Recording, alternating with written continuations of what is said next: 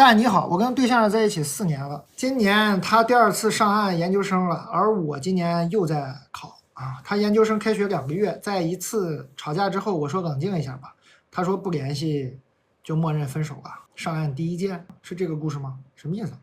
他研究生开学2个月，在一起吵架之后，我说冷静一下，他说不联系就默认分手。我挽回了3个星期，他给我的态度一直很摇摆，感觉又很想念我，舍不得我，又一直拒绝我。说冷静之后的第3天晚上，我去找他和好，但他说晚了，如果早一天他都没有下定决心要分手，我都不想看了，放过彼此吧，好不好？我不依不饶，因为以前一直都是他更离不开我，他怎么说分我都不同意。直到我问他是不是有别的喜欢的人了，他一开始说没有，后面又说有了，我不能接受，我一直在求和。因为他跟我说跟这个女生没有任何别的接触，也一直没想好到底要不要和我分手，远离这个黏糊人啊，咱们东北叫黏糊人，远离这个黏糊人。这个黏糊人吧，一旦沾上吧，对人生不太好，影响你的人生。我觉得我能低头求和，是因为我曾经在感情中摇摆过，不坚定过，后来我还是选择了他。我觉得到他了，我也给他一次机会，但是他要跟我分手。今天我说出来吃顿饭吧，以后就不纠缠你了，然后一起就聊了很多。我总觉得我们一步一步错过，把路走成这样。想说为什么那女孩传简讯给我，想问为什么自尊常常将人拖着，把爱都走曲折。对，我为什么想起了这首歌呢？就是因为他说这个每条路什么，就是对吧？把路都走曲折了，是吧？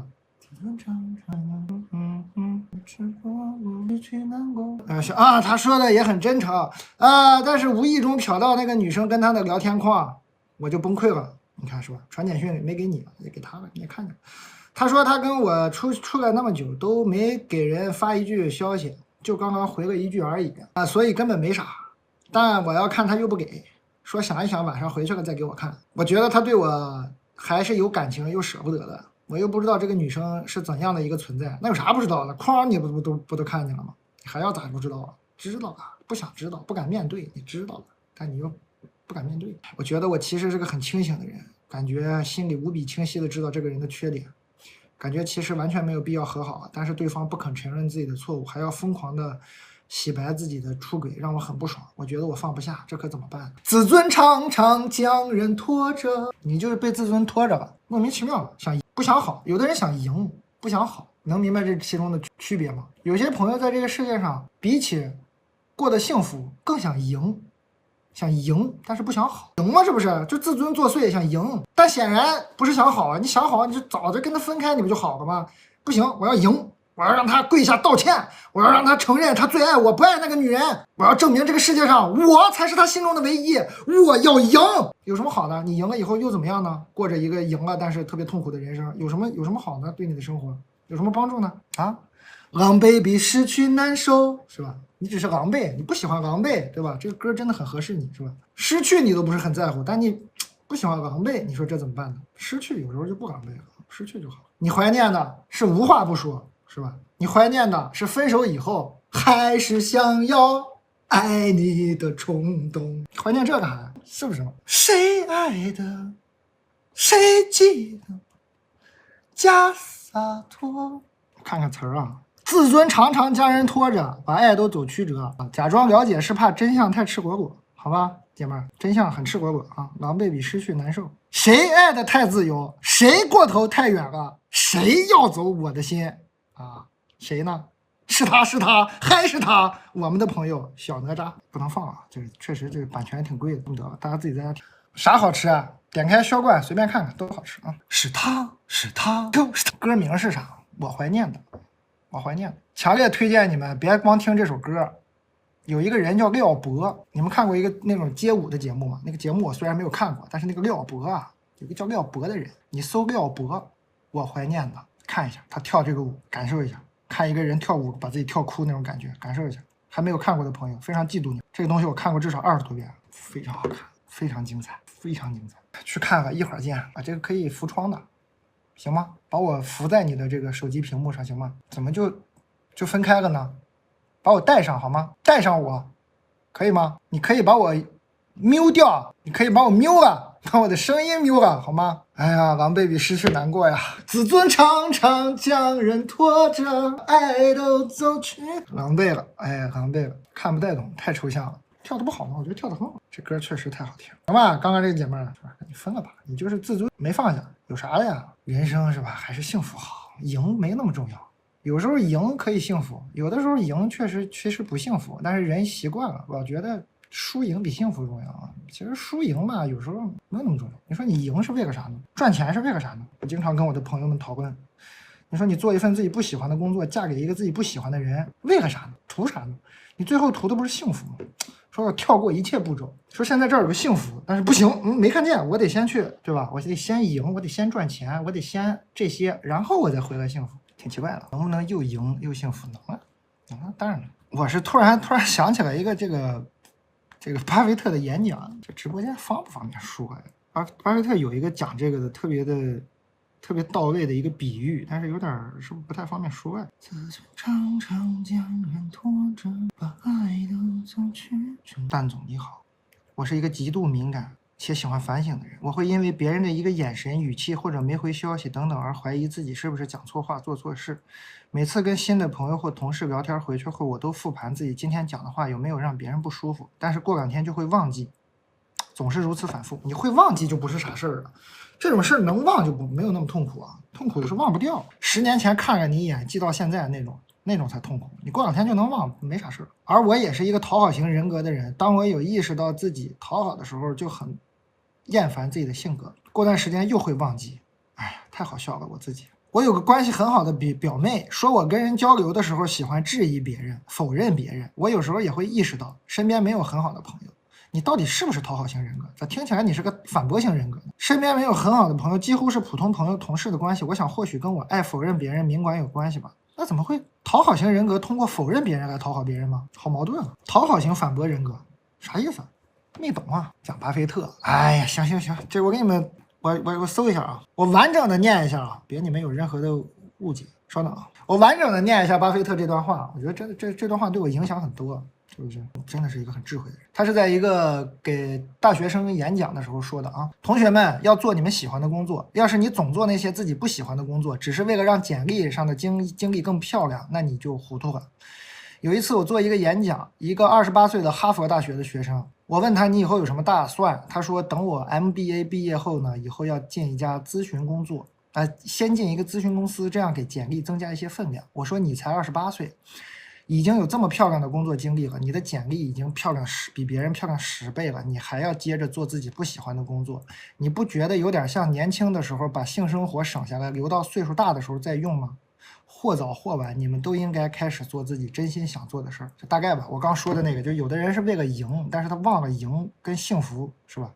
不一定是因果关系，你早晚是要幸福的，你要做自己喜欢的事情，不是老要赢哈。有的朋友他就是老要赢，大概这个逻辑吧，我刚就想起来了。但是我要单独读一段，好像有点奇怪，我把这个前后的都读下来，你可能就比较正常了，是吧？我就刚就搜一下原文，我得把这个语境读出来，别明天一个切片咔干又整我，害怕。怎么知道喜欢什么？慢慢来，需要运气的。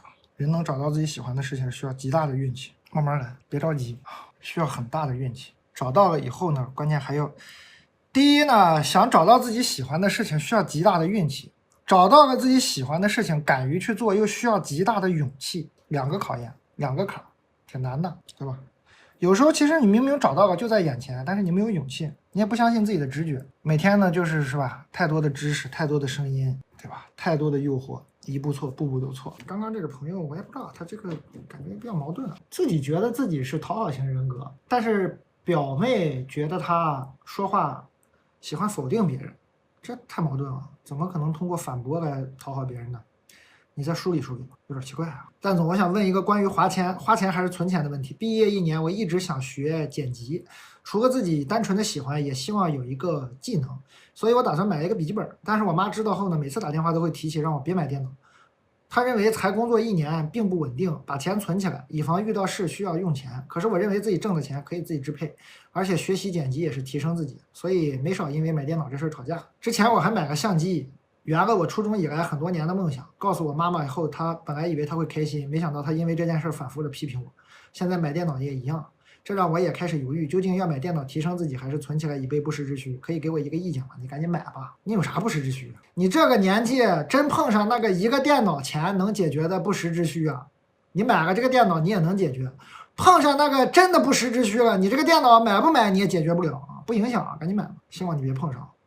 给你祝福啊，千万别碰上，赶紧买吧啊！大家对这个钱呀、理财啊有什么这种困扰的，你们可以听听我最新一期播客，听听那个蓝小欢欢哥怎么讲。去哪儿听？哎，所有能听音频的平台都能听到，都有是吧？小宇宙、喜马拉雅、苹果都有，到处都有。网易云就叫李诞，但终于鼓起勇气来投稿。我属于性格比较内向，不怎么会表达，但是干活很实干的。我转行到一家环保设备公司做公益。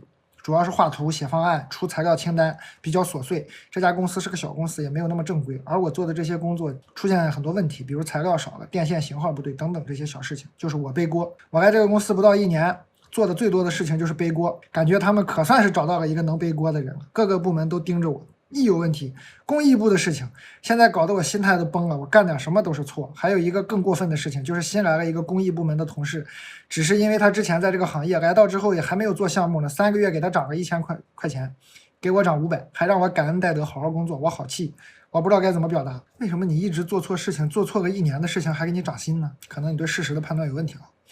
我好气，我不知道该怎么表达。现在就是干错事情，领导就说你是不是没长脑子？其实好多事情我都不是很懂，都要自己琢磨、查资料、百度。我还主动跟项目部的人沟通，也跟领导沟通。我现在也怕了，我不敢问了，不敢说了。我想找个机会跟领导谈谈，又不知道怎么开口。现在心里憋着一口气，没地方抒发。我搜了很多教程，教怎么沟通啥的，但是那些话术感觉又不太合适，都说好听，都说点好听，都是有点阴阳的感觉。为啥职场要这样？好好说不行吗？对呀，所以是让你们少上网，少看那些。我年龄已经很大了，职业没有什么起色，现在还一直受气，我想改变，不知道该怎么改变，好无力呀。你就对，好好说就行。我感觉我快疯了。好的，这封信我没回他，他又来了一封，是另外一个问题，太精彩了，前男友的问题。这姐们儿，咱是一起回答呀，还是先回答这个呀？后面是又问上前男友的事了。综合接单啊，那好吧，那综合接单吧。但我又来投稿了。今天呢是一个前男友历时8年报复我的故事。这么倒霉吗，姐们儿？昨天半夜凌晨，就是11月20日凌晨，这还没几天啊，最近的事儿啊。11月20日凌晨12点半左右，我还在刷手机，忽然我接到一个语音邀请，吓我一跳。我一看是他，我前男友，他已经结婚生子，而且分手之后。他还把我拉黑了，本来已经删了。前一段好像是11的时候他加我，我也同意了，一直没有什么联系。忽然加我，我也没多想，我就没接这个电话。我觉得半夜给我打电话不是很正常。然后他就打到第3个的时候，我接了，然后他就开始了2个小时的对我的控诉，主要是从以前我们在一起的时候到分开到现在的历程，以及他现在的状态3个时间段来说的。我们在一起的时候，他质问我为什么看不起他，问我家人为什么同意我们在一起，为什么又看不起他。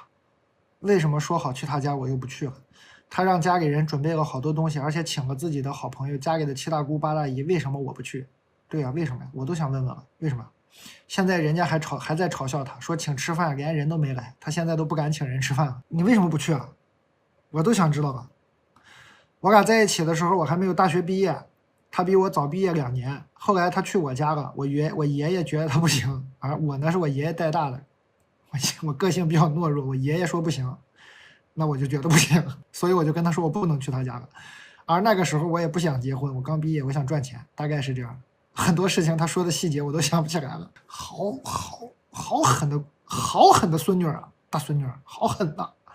那你答应人家干啥呀？2，我们分开到现在，可能中间几经波折，后来有一天他说他家里人让他去相亲，我说你去吧，也别耽误你啊。你俩到底分没分？就是当时还又没分是吗？我的天！然后他就把我拉黑了，中间我也很痛苦，我记得好多个晚上都在哭。后来分开就分开吧，我也慢慢正常工作了。他后来又来联系我说他订婚了，但是也是迫不得已，后来就没有联系方式了。最夸张的时候，他在支付宝上给我发消息，也给我打电话，我手机号没换，他换手机号还给我打电话，字里行间就是说你们家怎么看不起我，瞧不上我。这兄弟也是这，你现在过得怎么样？第一次联系我的时候，我还很愧疚，给他道歉，希望他好好的啊。我说你现在家庭美满，不要再纠结了，我也都没理。3是他现在的状态，重点来了，他忽然给我打电话质问我以前为啥看不起他，我们家人也看不起。你说自尊是不是常常将人拖着？朋友们，这个自尊心啊，真的是常常将人拖着。这有啥用啊？这自尊心，这不莫名其妙吗？这把人都整疯了，这自尊心啊！不要太有自尊了，太可怕了，太可怕了啊！自尊常常将人拖着，是吧？我们家人看不起他，说我答应好了初4去他家没去，这都几年前的事了，8年前的事了，这干啥呀？还记到现在？说他请了亲朋好友又来一遍，让他很没面子，都不知道怎么办，就骂我都懵了。我本来开开心心刷手机呢。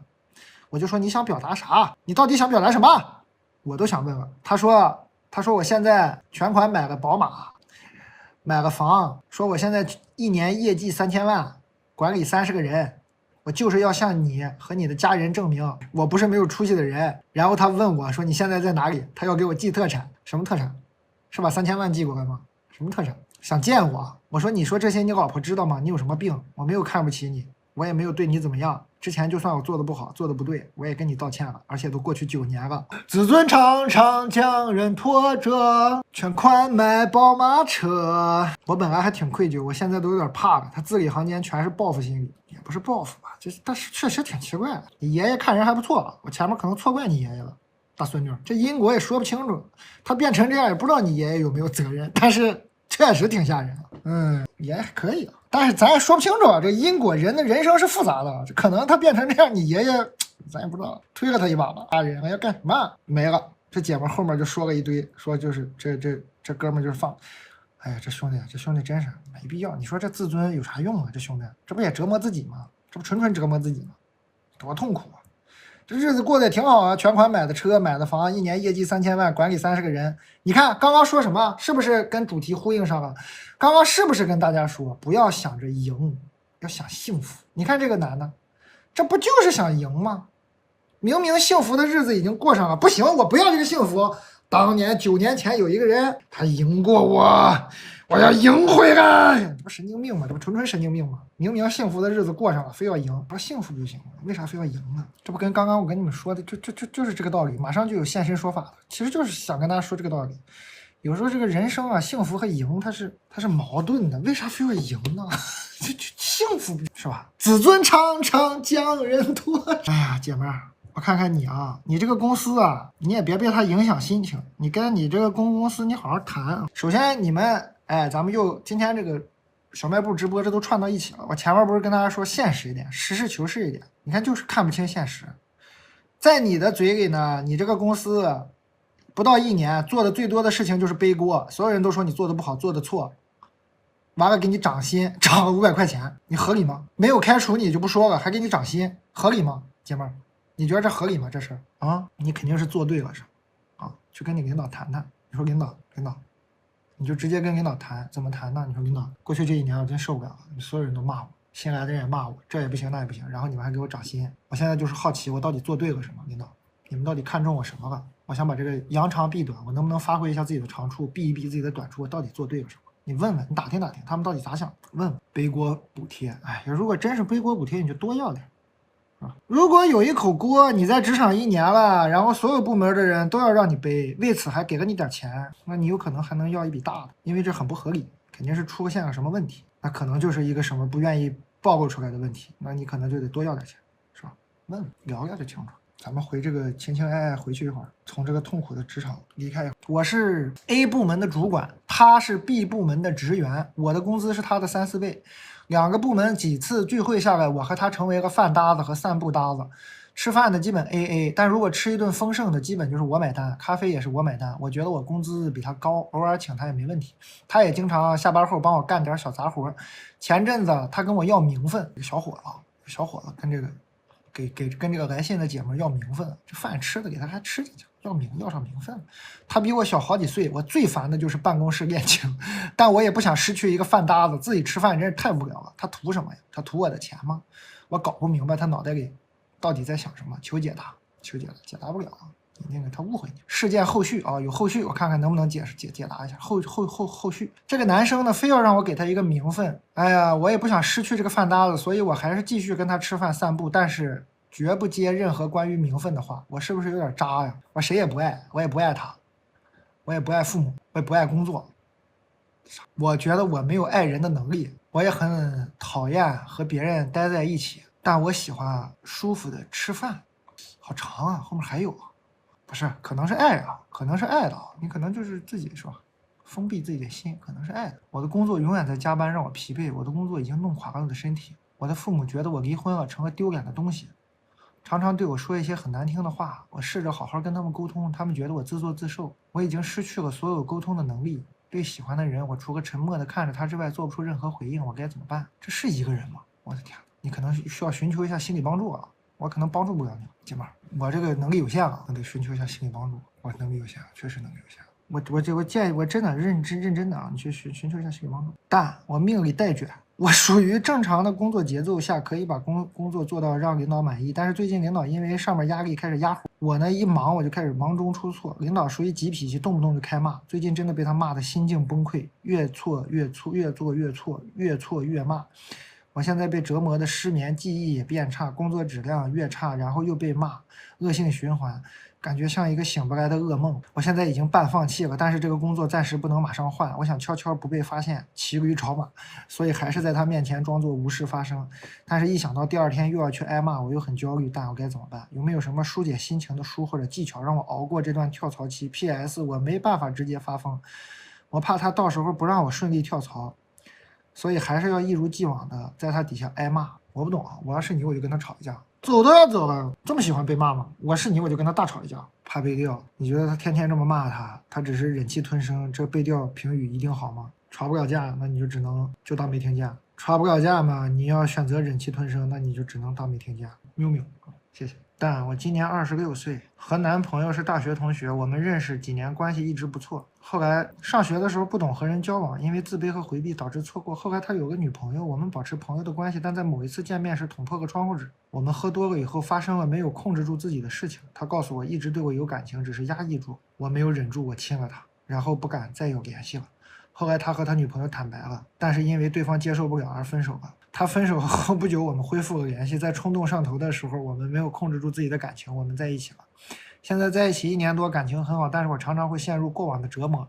我面对的压力来自2方面，一方面是外部的道德指责，另一方面是我至今没有接受这样的自己，所以我时常逃避，假装我们是正常顺其自然的在一起的，假装我没有做错，但我其实就是做错了，而且无法弥补。我现在过得很开心，开心之余呢，就是有时候会感到内疚，那还是不够开心啊，再开心一点就好。我有几个问题，第一是这段感情是错的吗？它还会变好吗？第二是我该怎么接受和处理自己上述的情绪？第三是我不明白爱情是什么，不明白为什么我把爱情看得这么重要，不明白为什么我3番5次控制不了自己，我要怎么才能改变？你要改变啥呀？你现在不是挺开心的吗？还是不够开心啊，再开心点就好，别想了，没啥好想，还是不够开心，好好开心吧，开心就忘了。但我和男朋友是校园恋爱，在一起的时候也会有矛盾，但通过我们不断的磨合，我们变成了彼此最信任和最了解对方的人。毕业后，他想我们有未来，于是去和家里说了我们谈恋爱的事情。但他家里非常不同意我们在一起，理由是我们距离很远，以及他们那边比较排外。看出来了，这不是率先他就做出表率了吗？他率先排的呀，他就蛮排外，他们家就挺排外。家里的阻力让他觉得我们不会有未来，所以我们分手了。分手那段时间，我整个人都很抑郁。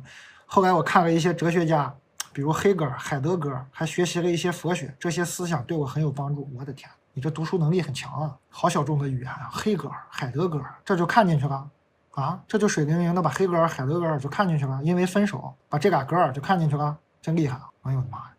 这些思想对我很有帮助，我觉得我的心慢慢变大了，就像你有次直播的时候说把毛放在一个发心上啊，我渐渐的体会到了这种感觉，我开始学会爱身边的人，爱花爱草，专注自己，很少思考人生的意义这些虚无缥缈的问题。我的妈呀，这么好吗？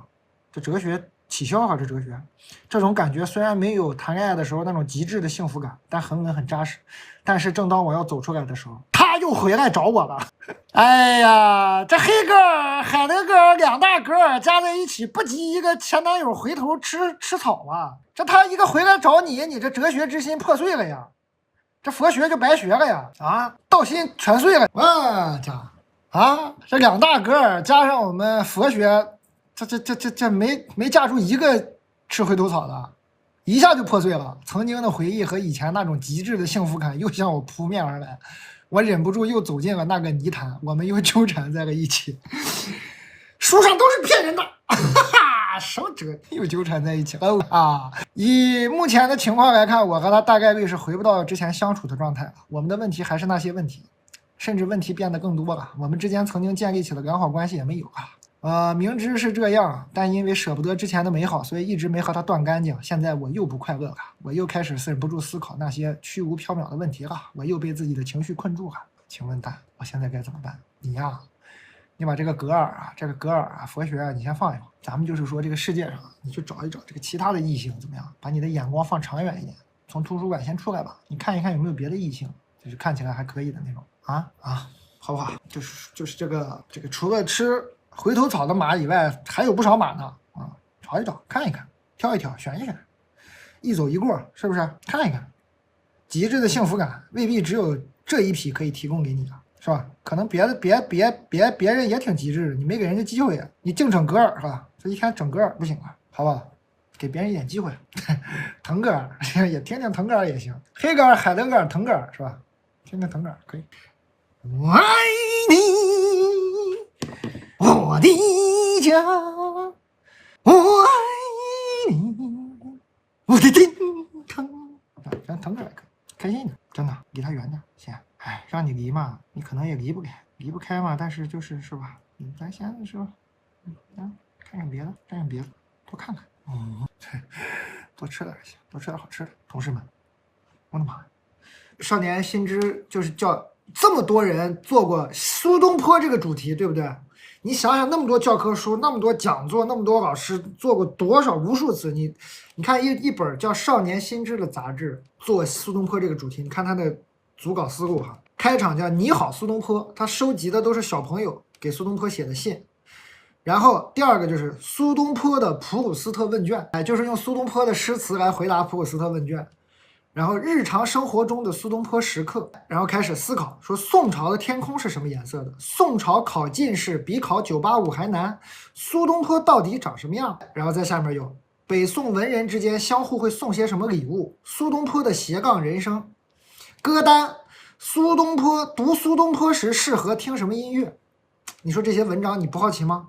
我真的很佩服这个编辑部啊，真的很厉害。然后还有苏东坡的人生地图，大家都知道苏东坡这一生是吧？颠沛流离，问汝平生功绩，梅州、惠州、儋州啊，你这都是这几个地方了，就好多地方是吧？为何人人都爱苏东坡？苏东坡的杭州12时辰，成为苏东坡。1082年的春夏秋冬，如何漫改前后赤壁赋？如何漫改前后赤壁赋？他就根据苏东坡的那个描述，给你怎么样用漫画的方式弄。亲爱的敌人，这个是讲王安石的。烤生蚝，大家也都知道苏东坡那个吃上很有一套是吧？就讲了讲他跟烤生蚝的一些故事什么的。后面还有像什么做自己，这个可能跟苏东坡有点关系又没关系的，有一些文章啊，固定栏目的，比如做自己人生的主角，还是做一个 NPC 是吧？真的很适合你们看一看，给你们读读。我每次最爱看的是这些小朋友来的信，给你们稍微读几个。这个10岁的小朋友叫糖炒栗子。他给苏东坡写的信叫你好苏东坡，假如时空穿越遇到苏东坡，我应该会请他辅导我写作文，作文一向是我的薄弱点，读起来就像一颗没有味道的糖。我觉得你作文写得很好，孩子，平凡无奇，毫无特点，我觉得你写得太好了，读起来就像一颗没有味道的糖。假如有这样一位文学大家教我写作，我的作文水平一定能得到大幅提升。对了，还有做饭，为什么人家就算被贬也能结合当地特色做出美味的菜肴，而我就算照着指南还有家长指导做出来的菜还是一言难尽？我觉得你作文写得很好。还有这个9岁的朋友 Chris 张，我会对他说你好苏东坡，我读了你的诗，何尽已无秦羽盖，菊残犹有傲霜枝。我觉得写得非常好。我的老师说，只有特别厉害的诗人才会用这种对偶的手法。这首诗后面2句是一年好景君须记，最是橙黄橘绿时。是什么让你在持续遇到逆境的时候仍然能保持乐观的心态呢？很可爱，很可爱。这本杂志每一期都有这些小朋友的，这很可爱，我很爱看这些。你读一读不开心吗？我真的觉得成年人反而更应该看一看少年心智，你读一读，回忆自己还是个孩子的时候是一个什么样，然后再照镜子看看现在自己什么样，是吧？对自己的生活是有很大的帮助的，这推荐给所有人。你看14岁的小朋友就比较多愁善感，写的就比较成熟了。这是一个14岁的人写的，这14岁就是大孩子，青春期了。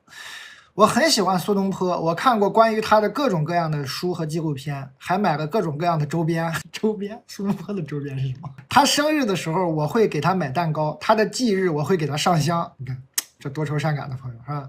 倘若真的能见到他，我可能会大哭一场，然后我会对他说，要记得好好吃饭，羊脊骨很香，但不要多吃，容易上火，酒也要少喝一点，伤胃。很可爱，很喜欢。这15岁的叫 Spark 的一个小朋友，您真的把张怀民从被窝里拽出来强行散步了吗？还有一个9岁的叫大力，我想问他，如果他跟我一样出生在2015年，他还能同时成为文学家和美食家呢？吗？他会不会因为要做班上的学霸而没时间发现自己在美食上的天赋呢？充满天真的问题是吧？多可爱！向所有人推荐少年心智，是吧？但是小朋友，我就可以回答你啊，苏东坡小时候就是个学霸，他这一生都是个学霸。他小时候学习压力，如果没有猜错的话，应该也不会比你小很多。很精彩啊，这个书。这个杂志，对，你看这里就有一篇文章，宋朝考进士比考985难，对吧？据史料统计，两宋300余年时间里，登科者总计约11.2万人，这个数字是隋唐5代的近10倍，元代的近100倍，毫无疑问创造了中国历朝科举登科人数之最。不过，哪怕就是这样考试啊，上岸也没有那么容易，就开始详细介绍这考试有多难，得了解了解，对不对？咱是电子版代替不了这个纸质版，电子版没法看，只能这么大概念一念，还是得看纸质版。他们推荐读苏东坡时适合听什么音乐？第一个是德彪西的《大海》，说德彪西的这个管弦作品有时候是天容海色本澄清，有时候则是九死难荒五不恨，自有奇绝冠平生，还适合听《沧海一声笑》。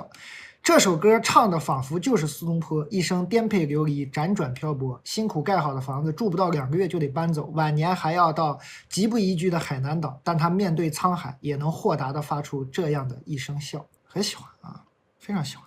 这里面他找的这些写作的人，写组稿的这些人都很厉害。我再次推荐你们订这个杂志，别一个人订啊，找几个朋友，找几个家人，找办公室同事什么，几个人一起订。第一呢是分摊这个价格，当然主要不是钱，主要是一份杂志到了以后传阅，就知识这种分享的快乐。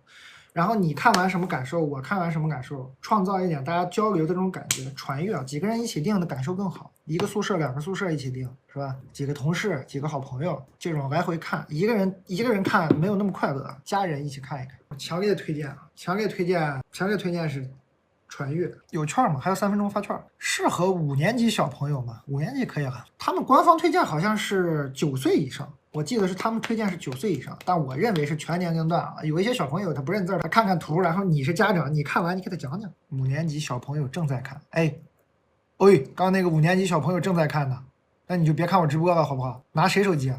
小朋友，别看了啊，直播别看了，我一会儿读信了，不太适合你看了，好好看书吧啊，好好看杂志啊。4年级小朋友很爱看，一周看了4本，对，这小时候这个真的很好看，这个。做的很好，小朋友看应该感受还很不一样。我是推荐大人看一看，找一找那种小朋友的感觉，自己给自己找一找。